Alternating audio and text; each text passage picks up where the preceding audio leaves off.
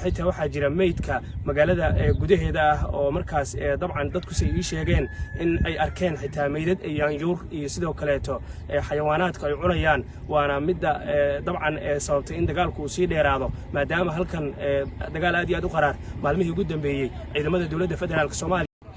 daawada maxaa ka soo kordhay dagaaladii ka socday maanta degmada Guriceel ee gobolka Galgaduud ee u dhaxeeyay ciidamada Ahlus Sunnah wal Jamaaca iyo sidoo kaleeto kuwa dawladda federaalka Soomaaliya dagaal muddo dhowr saacadood qaatay ayaa maanta halkan ka dhacay in kala soo hadlayo waxaana jira qasaare kala duwan oo dhimasho iyo dhaawacba leh oo dhinacyada halkan ku dagaalamayay soo kala gaaray walow aan tiro rasmi ah la ogeyn balse dhaawacyada la kala geeyay xarumo caafimaad oo markaas lagu dabiibayo magaalada inta badan waxa gacanta ku haya ciidamada dawladda federaalka Soomaaliya waxaana meelaha hadda ciidamadu ay joogaan dawladda federaalka Soomaaliya ay kala yihiin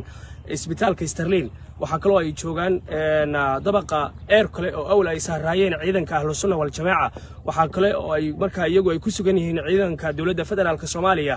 tuulo gaban iyo sidoo kale Shimbroonshe meelahaas waxa awal joogay ciidanka Ahlus Sunnah laakiin hadda gacantooda ay ka baxday oo kuwa dawladda federaalka Soomaaliya ayaa jooga xabado goos ah ayaa ka dhacaya bartamaha magaalada iyo sidoo kale madaafiic kala duwan oo ay isku weydaarsanayaan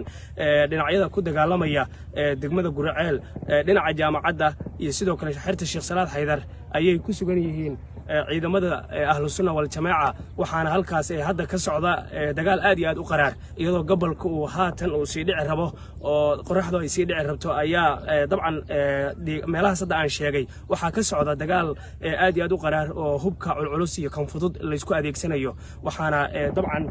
sida hadda qaylada amaba diryanka ka yeeraysa rasaasta aad maqlaysaan in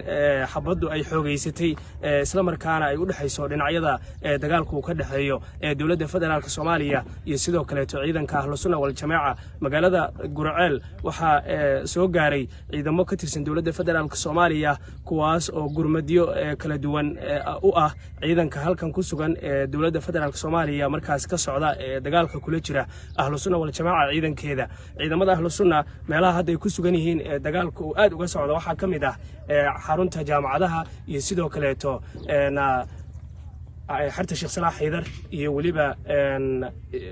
Almaamuun iyo sidoo kale Mulaaxo eeriyalkaas ayaa hadda xabadu ka socotaa laakiin inta kale oo dhan dawladda ayaa gacanta ku haysa meelo badan oo waxa jira hadda ay dawladdu ku sii saqayso ciidankeeda walow gadaal waxa ka imaan doona aan la garanaynin xaaladdu inay isbedeli doonto laakiin intaas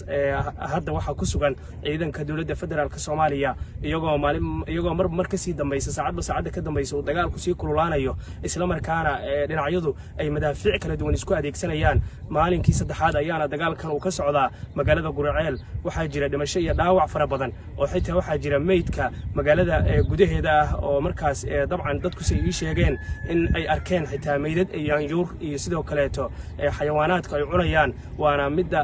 dabcan sababtay in dagaalku uu sii dheeraado maadaama halkan dagaal aad iyo aad u qaraar maalmihii ugu dambeeyay ciidamada dawladda federaalka Soomaaliya iyo sidoo kale kuwa Ahlus Sunnah wal Jamaaca uu ka socday intaas ay ka qabsadeen ciidanka dawladda gadaal waxay ka noqon doontaa lama oga laakiin muuqaalkan hal sheegayo wixii akhbaaraad socodsiin doonaa haddii eebaydmo laakiinse xilligan oo gabaldhic iyo ku sii dhow waxa ciidamada dawladda ay ku sugan yihiin meelo awal ay ku sugnaayeen ciidanka Ahlus Sunnah wal Jamaaca oo waxa ay markaasi yihiin meelahaasi tuulo gaban iyo sidoo kale dabaqa air kale iyo waliba iskuulka Almaamuun eeriyalkiisa ama agaaradiisa intaas waxa ku sugan ciidanka dawladda oo Ahlus Sunnah ka qabsaday muuqaalkan si sheer gareeya